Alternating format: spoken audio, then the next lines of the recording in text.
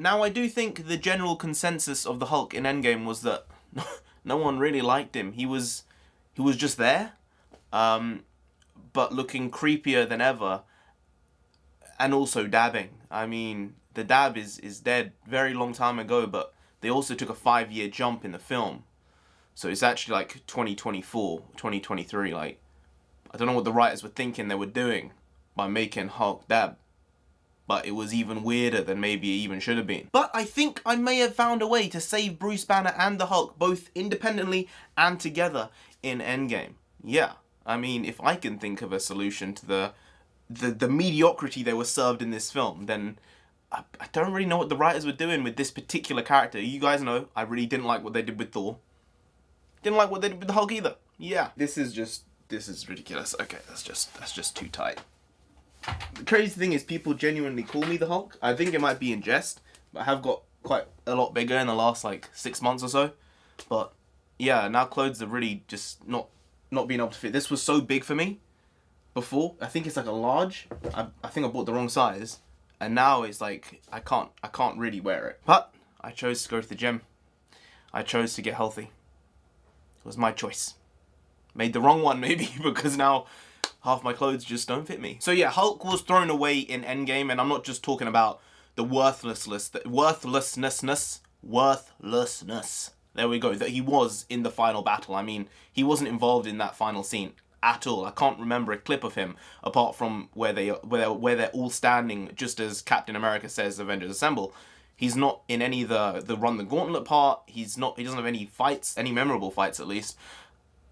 And that's part of the problem. But the real problem is Professor Hulk just doesn't work. At least in the way they did it. Because in my humble, braggadocious opinion, I may have found a better solution. Just to start off, we're going to initiate ceteris paribus, so all things remaining equal, all things remaining the same, bar Hulk's particular arc in the film. I'm not talking about the film overall, just his arc.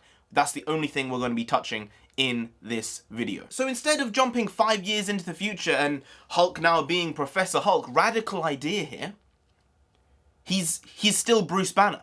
And maybe he hasn't been able to figure out the Hulk yet, up till this point. So when they meet him 5 years in the future, he's still just Banner in the cafe. Yeah, that's the start off point. Because the way they directed the story, there was no need for the Hulk to be the Hulk in this film at all. There was no world-breaking power that was needed in any way until the last, maybe third act, or even less than that in the overall film.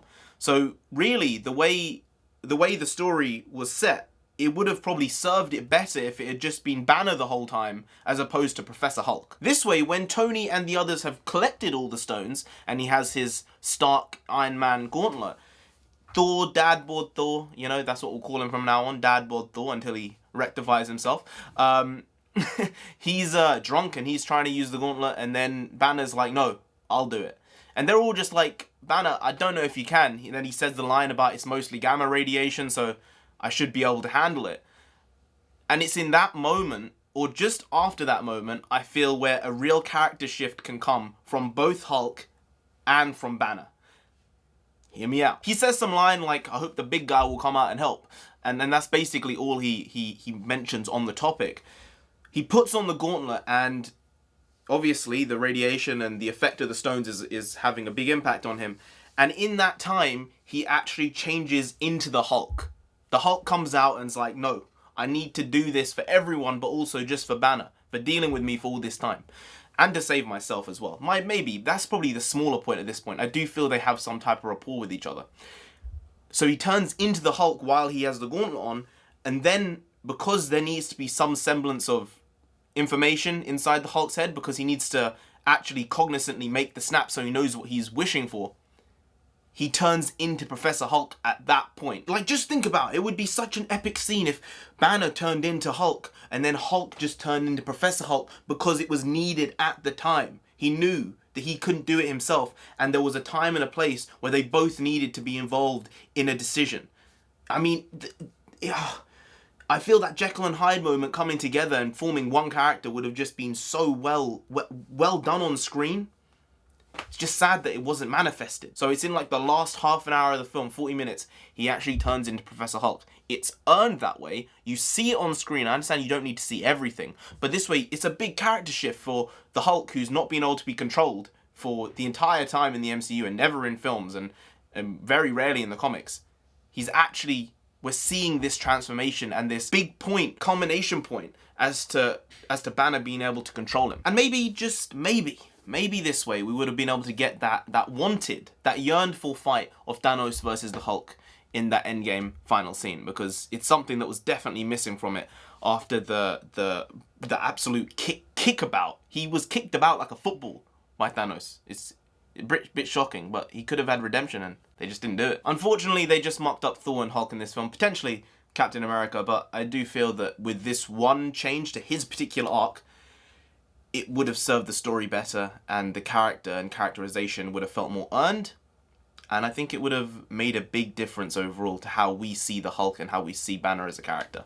But that's just my braggadociously humble opinion. Anyway, guys, if you did enjoy this video, please do like, share, comment, and subscribe to the channel down there. If you didn't, then Hulk will come after you himself, okay? In this film, we basically got the weakest Hulk we've ever seen.